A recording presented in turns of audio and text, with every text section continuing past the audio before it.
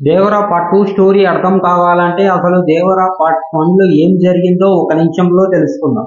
Starting లో దేవరా అక్కడే ఉండే 4 గ్రామాల ప్రజలతో కలిసి కంటైనర్లు రాబరీ చేస్తూ ఉంటాడు. కానీ ఒక రోజు ఇలా కంటైనర్లు రాబరీ చేయడం వలన మనకే కాదు మనతో పాటు ఇతరులకు కూడా ప్రాణ నష్టం కలుగుతుంది అని ఫిక్స్ అవుతాడు. అప్పటి నుండి ఎవరిని సముద్రం ఎక్కనివ్వడు.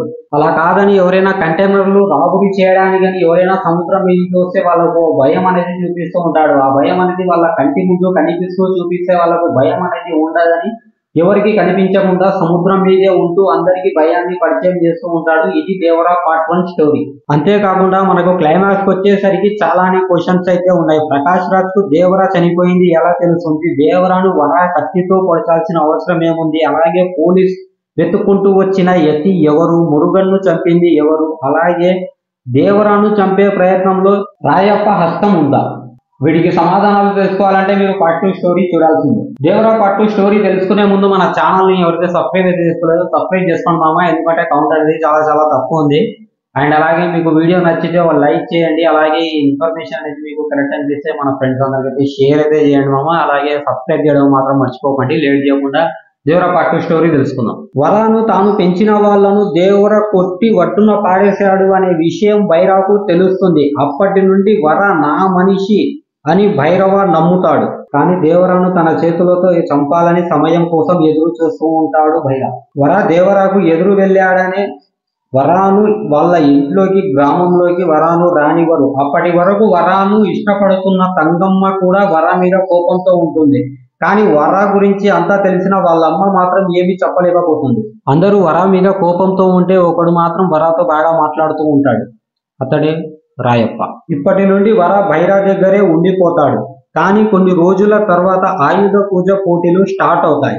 కానీ వర భైరా తరపున గెలిచి ఆయుధాలు భైరాకు ఇస్తాడు.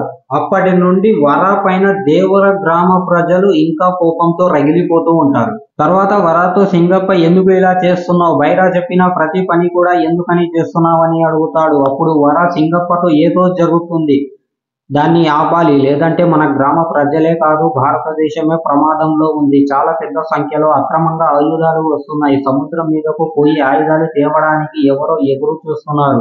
వాళ్ళకు భయం ఎలా ఉంటుందో చూపాలా. దేవర భయం అంటే ఎలా ఉంటుందో తెలిసేలా చేయాలి అని చెప్తాడు. అంతలోనే వర భైరా కలిసి ఉన్నప్పుడే అక్కడికి యతి తన అనుచరులతో కలిసి భైరా దగ్గరికి వస్తాడు. సముద్రం మీదుగా పోవాలి, చాలా పెద్ద సరుకు వస్తుంది, నాకు నీ సహాయం కావాలి, నీకు ఎంత డబ్బు కావాలన్నా ఇస్తాను అంటాడు. కానీ భైరాకు దేవర భయం ఉంటుంది. నా వల్ల కాదు, నేను రాను అంటాడు. కానీ యతి భైరా గుండెల్లో ఉన్న భయం పోయేలా తాను చేసిన హత్యల గురించి అక్రమాల గురించి చెప్తాడు. అది విన్నాక భైరాకు దేవరాను ఇద్దరం కలిస్తే చంపగలమనే నమ్మకం వస్తుంది. కానీ వర యతికు దేవరా గురించి చెప్తాడు. అయినా కూడా యతి భయపడకుండా భైరాతో కలిసి సరుకు కోసం సముద్రం మీదుగా ఒక 100 మందిని తీసుకొని వెళ్తాడు. ఆ రోజు రాత్రి సముద్రంలో వర దేవరా రూపంలో సునామీనే సృష్టిస్తాడు. ఒక పెద్ద యుద్ధమే జరుగుతుంది. కానీ అంతలోనే భైరా ఇంకా యతి అది దేవరా కాదు వర అని తెలుసుకుంటారు. అంతలోనే వరాను వెనక నుండి కత్తితో పొడిచి సముద్రంలోకి పారేస్తారు. అయినా కూడా వర ఆ సరుకును యతి భైరా చేతికి చేరకుండా సముద్రంలోనే కాల్చేస్తాడు. వరాను మొదటి నుండి ఫాలో అవుతున్న సింగప్ప వరాను కాపాడి తన గ్రామానికి తీసుకొని వెళ్తాడు. కానీ అక్కడే ఉండే దేవర గ్రామ ప్రజలు మాత్రం వరాను ఊరిలోకి రానివ్వరు.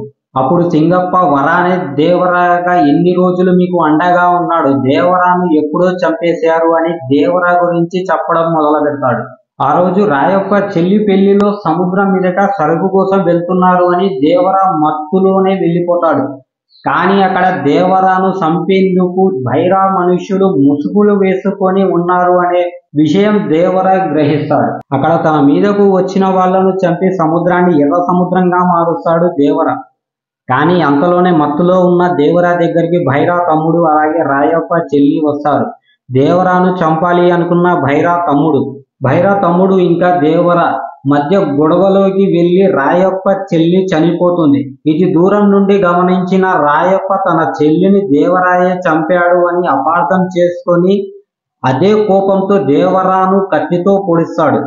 కానీ రాయప్ప చెల్లిని చంపింది మాత్రం భైరా తమ్ముడు. అందుకే దేవర భైరా తమ్ముడిని చంపేస్తాడు. అప్పుడే విషయం తెలుసుకున్న రాయప్ప తను ఎంత పెద్ద పాపం చేశాను అని బాధపడుతూ ఉంటాడు. కానీ దేవరా మాత్రం తనను క్షమించి నువ్వు ఇక్కడి నుండి వెళ్ళిపో, నాకేం కాదు అని రాయప్పను అక్కడి నుండి పంపించేస్తాడు. దేవరాను వెతుక్కుంటూ వచ్చిన సింగప్ప ఇంకా వర దేవరాను అలా చూసి షాక్ అయిపోతారు. దేవర వరాతో ఇలా అంటాడు, సముద్రం మీదుగా సరుకు కోసం వెళ్ళాలి అనుకున్న ప్రతి ఒక్కరికి భయం ఉండాలి. సరుకు కోసం వెళితే ప్రాణాలు పోతాయి అనే భయం ఉండాలి. అది నువ్వే చెయ్యాలి. కానీ నువ్వు చేసినట్లు ఎవరికి తెలియకూడదు. భయం పెట్టేవాడు ఎదురుగా కనిపిస్తూ ఉంటే ఆ భయం ఎన్నో రోజులు ఉండదు. కనిపించకుండా భయం పెడితే ఎక్కువ కాలం ఉంటుంది అని చెప్తాడు. ఇప్పుడు నేను ఎలాగో బతకను, కానీ నా చావు నీ చేతుల్లో ఉండాలనితే నా కోరిక అని దేవర వరాకు కత్తి ఇస్తాడు. తర్వాత దేవరాను ఎవరికి కనిపించకుండా చేస్తారు. దేవర పేరుతో భయాన్ని చూపిస్తూ ఉంటాడు. సముద్రం ఎక్కాలంటే భయపడేలా చేస్తాడు వర. ఇదంతా తెలుసుకొని అర్థం చేసుకున్న దేవర గ్రామ ప్రజలు అలాగే తంగమ్మ వర గొప్పతనాన్ని అర్థం చేసుకుంటారు. కానీ అంతలోనే దేవర వాళ్ళ అమ్మ ఇదంతా విని చనిపోతుంది. తర్వాత సరుకు కోసం యతి ఇంకా భైరవ్ సముద్రం మీదుగా వెళ్లి సరుకును తీసుకొని వస్తూ ఉండగా వాళ్లకు కొన్ని శవాలు కనిపిస్తాయి. అందులో మురుగన్ శవం కూడా ఉంటుంది. అంతలోని యతి భైరాలపై సింహంలా వర మీదకు దిగుతాడు. ఎంతలా అంటే సముద్రాన్ని మళ్ళీ ఎర్ర సముద్రంగా మార్చేస్తాడు. అందరినీ చంపేస్తాడు, ఒక్క భైరాను తప్ప. ఎందుకంటే సముద్రం మీదుగా సరుకు కోసం వెళ్ళాలి అంటే ఎంత ప్రమాదమో ఒక్కసారి చెప్పడానికి ఎవరైనా ఒకళ్ళు ఉండాలి కదా. తర్వాత సింగప్ప పోలీసుతో ఇలా చెప్తాడు, ఇప్పటి వరకు నువ్వు చూసింది సముద్రంలో యతి ఇంకా వాళ్ళ అనుచరులవే అని. మరి వర ఎక్కడా అని పోలీసు ఆ సింగప్పను అడుగుతాడు.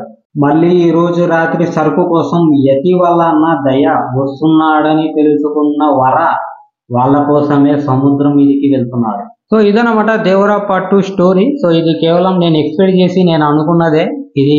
సో జస్ట్ నేను ఎక్స్పెక్ట్ చేసి నేను సొంతంగా రాసుకున్న స్టోరీ ఇది. సో మీకు నచ్చిందా లేదా అనేది కింద కామెంట్ సెక్షన్ లో రాయండి. అలాగే నచ్చితే లైక్ చేయండి, ఇంకా బాగా నచ్చితే సబ్స్క్రైబ్ చేసుకోండి. మన ఫ్రెండ్స్ అందరికైతే ఈ వీడియో షేర్ అయితే చేయండి. Thank you.